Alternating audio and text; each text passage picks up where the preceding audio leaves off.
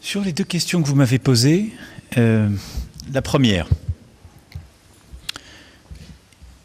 je distinguerai deux présences russes en Afrique. Il y a une diplomatie russe depuis des décennies, qui d'ailleurs est reflétée par ce que le président vient de dire. Celle d'une grande puissance politique et militaire qui a développé des relations avec tous les pays dans le cadre du concert normal des nations et qui a historiquement eu des relations économiques, souvent militaires, avec plusieurs pays d'Afrique. Là, il n'appartient à personne de dire que ceci est bien ou mal. C'est une relation diplomatique comme chacun. Mais je crois que nous serions naïfs de ne pas nommer ce qui s'est développé ces dernières années, qui est ce que j'appellerais une présence hybride de la Russie sur le continent africain, qui passe d'abord par du développement de la propagande, qui passe par des médias télévisés. J'ai du mal à parler de journalisme, parce que je vous respecte trop. Ce ne sont pas des confrères à vous, mais des femmes et des hommes qui expliquent ce qu'est la voix de la Russie et qui diffusent des fausses informations. Et donc, la Russie, en Afrique, a beaucoup diffusé des fausses informations. Elle est en train d'ouvrir les officines que sont Ruchet ou Spoutnik, que nous venons d'interdire en Europe, et dont nous savons combien elle diffuse des fausses informations sur le sol africain. Et elle a complété son offre diplomatique par l'intervention de milices Wagner. Et en particulier, ce que nous avons vu ces dernières années fleurir en République centrafricaine et au Mali, pour ne citer que deux cas, est très préoccupant. Parce que ce ne sont pas des coopérations classiques.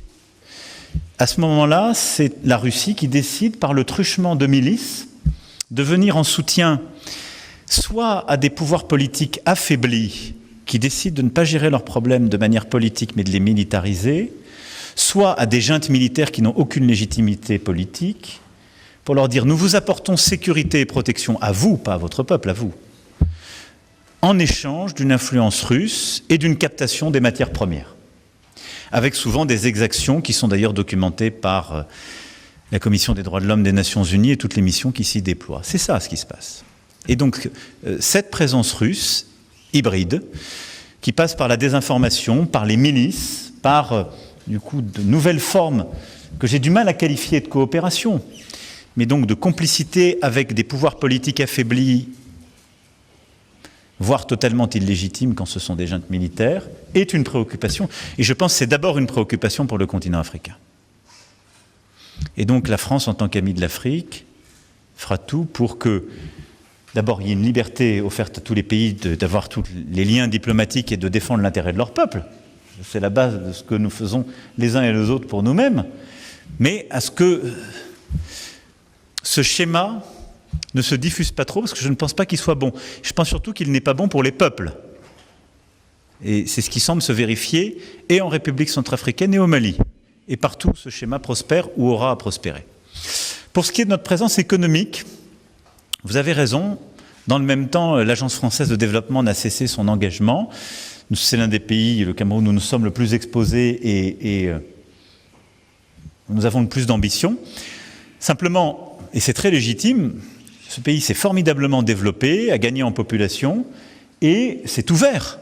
Et donc, d'autres pays, d'autres entreprises sont venus sur ce théâtre pour proposer. Et donc, c'est que nous avons été moins bons que d'autres si nous n'avons pas obtenu les marchés. Donc ça, c'est la première chose. Il y a une concurrence accrue. Et c'est très bien. Il n'y a pas de chasse gardée.